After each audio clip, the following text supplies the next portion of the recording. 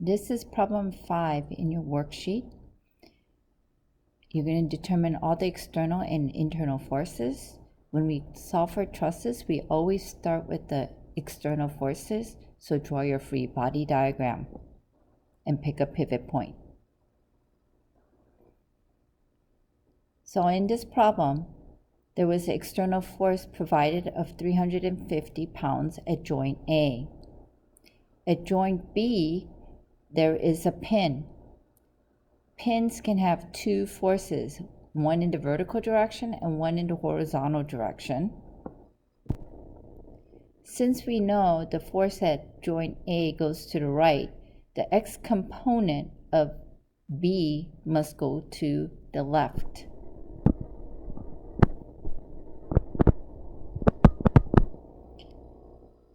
We know that B has an additional y component, and since nothing else is given to us in the problem, I'm just going to arbitrarily make it go up.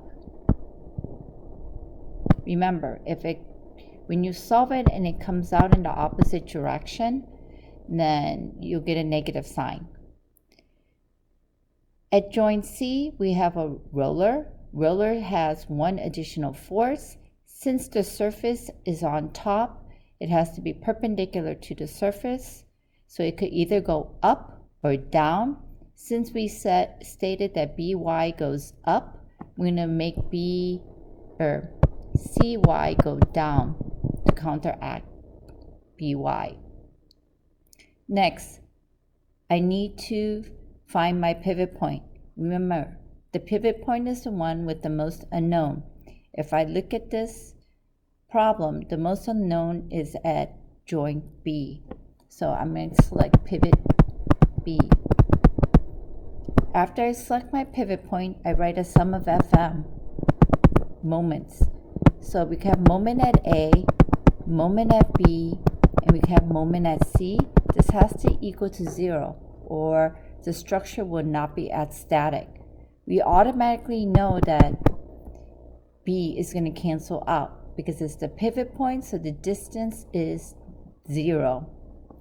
So we know MA is going to be force of A, displacement of A from the pivot point, plus force of C times D of C from the pivot point. So I'm now going to plug in numbers. So if I look at FA is given as 350 pounds. That was the external force given. So this is my pivot point B. This is where my force is, going to the right. In moments, the force and the displacement must be perpendicular to each other. So if the force was given going to the right, perpendicular to it must be up and down, and the distance from B is given as 6 feet. For C, we do not know, it's just CY. So if I look at C, this is my pivot point. And C, the force we drew in going down. So the distance or displacement must be perpendicular to it. So that's 7 feet. Now I'm going to put my directions in. You don't have to, but it's a lot easier to keep track of directions as you go along. So if B is my pivot point and this is my force at A, if I push this beam, it's going to go counterclockwise. By convention, counterclockwise is positive. For CY, if this is my pivot point and this is my beam right here, it's going to push it down. So it's going to go clockwise. By convention, clockwise is negative. Now I'm just going to plug in and solve for this. So if I solve for this and move this to the other side, we have CY is equal to 300 pounds, and it came out positive, so I know it is going in the downward direction. If it came out negative, that means we are going in the wrong direction. Next, after we do the moment equation, we do a sum of Fy equation. So again, this is only on the external forces. We have two external forces in the y direction. We have by going up, so I'm going to make that positive. Cy going down, I'm going to make that negative. This has to equal to 0 to be static. So by is going to equal to cy, and we solve cy as 300 pounds. It came out positive, so our direction is correct. It is going up. Now I'm going to write a sum of fx equation. A is going to the right, so I'm going to make that positive, minus bx, which is going to the left. This also has to equal to 0. So bx is equal to a. So a we were given as 350 pounds. So bx is 350 pounds. And since it came out positive, it is going to the left. Now we solve for all the external forces. Now we need to solve for the internal forces. Internal forces are forces on the beam. Since there are 3 beams, we have to solve for 3 internal forces. We're going to use the method of joints. So again, you want to select the joints with the least amount of unknowns and least amount of angles. I would want to start at joint B because there is no angles and we know by and bx. So after I select the joint, remember we're going to start with joint B. You need to draw a free body diagram.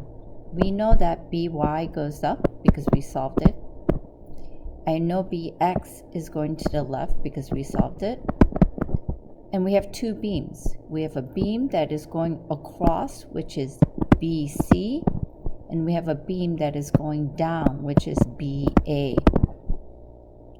Since BX is going to the left, BC has to go to the right to counteract it. Remember, it has to be at rest. If they go in the same direction, it will not be at rest. So I'm going to draw my BC going to the right, and then BY is going up, so I know BA has to counteract it by going down. So now I'm going to write a sum of Fy and a sum of Fx. We do not do moments when we do internal forces. So sum of Fy, we know By is going up, is going to be By minus Ba is equal to 0. So Ba is equal to By, and By we said was 300 pounds. And since it came out positive, it is correct the way we drew our direction in. So I'm going to label that on the beam itself because it will help us later when we get to the next joint. Next, we have sum of Fx. This is going to equal to BC minus BX, which is also equal to 0. And BC is equal to BX, and BX we stated was 350 pounds. Since it came out positive, it is going to the right. And I'm going to label that into the beam itself. At this point, you could go to joint C or joint A. They have the same amount of unknowns and this same amount of external forces. I'm going to go to joint C. So the first thing I'm going to do is I'm going to draw the free body diagram for joint C. We know Cy is going to go down because we solved that as going down. At joint C, we know the direction of CB. We know it's going across because when we solve for joint B, we said BC has to go to the right. So in order for this beam to be at rest, CB must oppose it. So we know this one is going to go to the left. This is CB. The other joint we have is diagonal, or the beam is CA. So CA could go northeast or southwest. Since this is the only other beam, to oppose CB and CY, it has to go up northeast because Since it's at an angle, it will oppose it north because CY is going south. Since it's going east, its component will oppose CB that is going west. After I draw my free body diagram, anything at an angle, I must make into X and Y. So CA is at an angle, so I'm going to resolve that into X and Y. So I write CA, make a right triangle. The angle given to you was 40 degrees on the paper. So this becomes CAY, and since it's the opposite, the theta is CA sine theta. This is CAX. Since it's next to is CA cosine theta. Now I'm going to redraw the free body diagrams to help you out. So this is CB, this is CY. So CAX goes to the right to oppose CB, and CAY goes up to oppose CY. So now I'm going to write a sum of fx and a sum of fy. So in the y direction, if you notice, CAY goes up, so I'm going to make it that positive. It is opposed by CY that is going down. This has to equal to 0. So CAY is going to equal to CY, and CAY is CA sine theta equal to CY right here. We're going to divide both sides by sine theta. That cancels out. So CA becomes CY, which we already solved as 300 pounds, sine 40.6 degrees. And so this becomes approximately 461 pounds. And if you notice, we did the direction correctly, so it's going up because it came out positive. So at CA, or at joint C, I'm going to mark that going up. And now I could solve for CB. So my sum of fx equation is going to be CAX minus CB. This is equal to 0. Remember, they have to all equal to 0 because they are at rest or static. So CB becomes CAX, which is CA right here, cosine theta. So if I plug that in, we solve for CA, which is 461 pounds, times cosine, the same angle, 40.6 degrees. And if you do the math correctly, you should get approximately 350 pounds. Since it came out positive, again, the direction is correct. It is going to the left.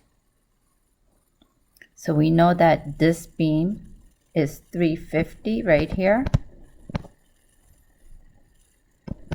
We also know this beam right here, AC or CA, is equal to 461 pounds.